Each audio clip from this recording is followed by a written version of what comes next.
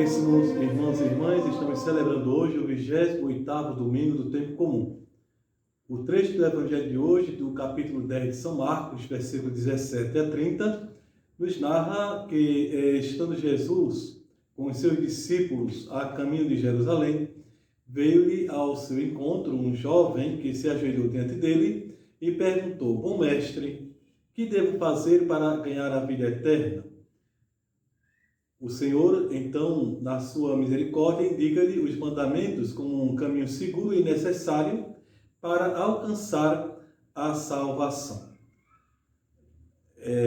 Por aquilo que nos é narrado pelo Evangelho, o jovem responde a Nosso Senhor que já cumpre os mandamentos desde a sua infância. Então, Jesus, que conhecia a pureza daquele coração, e também o fundo de generosidade, de entrega que existe em cada ser humano, ele olhou para aquele jovem com amor, diz-nos o Evangelho, e o convidou assim a segui-lo, pondo à parte tudo o que possuía. Diante dessa pergunta, ou melhor, dessa resposta colocada por Nosso Senhor, mediante a resposta do jovem, do cumprimento dos mandamentos, Jesus responde com simplicidade absoluta. Amarás o Senhor teu Deus com todo o teu coração, com toda a tua alma e todo o teu espírito. Este é o maior e o primeiro mandamento. O que significa exatamente? Significa que a exigência principal para cada um de nós é que Deus esteja sempre presente na nossa vida. E mais ainda, Ele deve envolver todas as dimensões da nossa existência, do nosso ser, e preenchê-las, de tal modo que não se deixe brecha para nada mais a não ser o próprio Senhor na nossa existência. Ele, de fato, é a razão do nosso viver. E, nesse sentido, a gente pode, então, repetir com São Paulo: sou eu que, nesta vida presente, dou testemunho da minha fé em Nosso Senhor Jesus Cristo. Eu vivo, mas não eu, mas é Cristo que vive em mim. No texto de hoje, nós percebemos, então, duas atitudes aqui que nos são apresentadas no Evangelho. A primeira é do jovem rico, que não vende tudo para seguir Nosso Senhor. E depois, a dos apóstolos que, ao invés, abandonaram completamente tudo para segui-lo.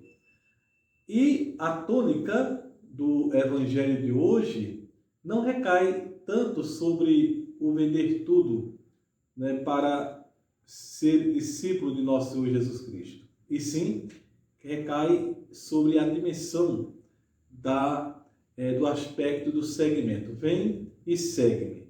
Ou seja, ele não fala, em primeiro lugar, da pobreza voluntária, mas da suprema riqueza que é possuir Nosso Senhor Jesus Cristo.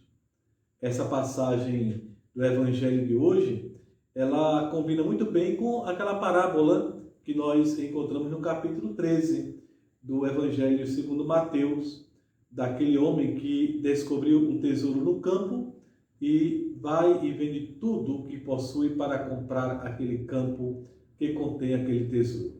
E também a daquele homem que cede toda uma coleção de pedras preciosas para adquirir a pérola de grande valor.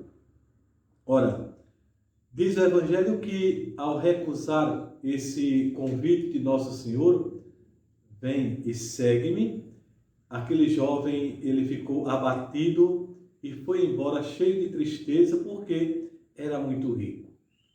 A tristeza desse jovem, meus prezados irmãos e irmãs, deve fazer-nos pensar exatamente naquilo onde colocamos o nosso coração. Porque é aí, onde colocamos o nosso coração, que está a nossa riqueza. Podemos ter a tentação de pensar que possuir muitas coisas, muitos bens neste mundo pode trazer-nos a verdadeira felicidade. Mas, na verdade, não é bem assim. Vemos no caso do jovem do Evangelho, que as muitas riquezas, elas se converteram em obstáculo para aceitar o chamamento de Jesus. Ele não estava disposto a dizer sim a Nosso Senhor e não a si próprio, a dizer sim ao amor e não à fuga. O Evangelho, nesse sentido, ele leva-nos a compreender que o uso dos bens materiais ele deve ser comedido e com bastante objetividade. Isso nos quer dizer exatamente que Jesus ele não condena os bens por si mesmos. Esses bens, eles são meios, são instrumentos que Deus coloca à nossa disposição para que possamos, então, desenvolver, não é? Esses bens como dons para o bem da própria sociedade na nossa relação uns com os outros. Ou seja, o apego indevido a esses bens é o que faz com que se convertam em ocasião pecaminosa. O pecado consiste em confiar nesses bens como solução única da nossa vida, voltando deste modo as costas para a providência divina. Ora, São Paulo, escrevendo aos Colossenses, ele vai dizer que toda ganância é idolatria. Mas devemos perguntar-nos quem é esse jovem do Evangelho? Evidentemente que esse jovem do Evangelho pode ser eu, pode ser você, cada um de nós. São muitas pessoas que observam os mandamentos e até desejariam fazer mais. Mas quando Deus lhes pede algo mais exigente, essas pessoas se retiram tristes porque estão apegadas a muitas coisas deste mundo que prendem o seu coração e impedem de dar um passo adiante. Neste sentido, esses bens, se não usados adequadamente e compreendidos dentro daquilo para que devem se prestar, eles nos fazem então pessoas medíocres que querem ficar satisfeitas apenas com aquilo que é o mínimo necessário. Vem e segue-me, portanto, é o chamado que Nosso Senhor faz. Podemos ter a tentação de pensar que possuir muitas coisas, muitos bens deste mundo, pode então trazer-nos a felicidade. E a tristeza do jovem rico deve nos fazer pensar sobre o grande risco que é colocarmos o nosso coração nos bens como meta própria da nossa vida.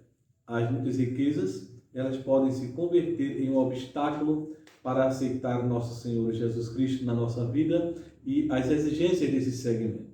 Portanto, peçamos ao Senhor, pela intercessão da Virgem Santíssima e São José, que nos ajude, com o seu Divino Espírito Santo, a usar com sabedoria os nossos anos aqui neste mundo e, deste modo, tudo aquilo que possuirmos seja como que uma ponte para glorificarmos e chegarmos a Deus. Abençoe-vos Deus Todo-Poderoso, Pai e Filho e Espírito Santo. Amém.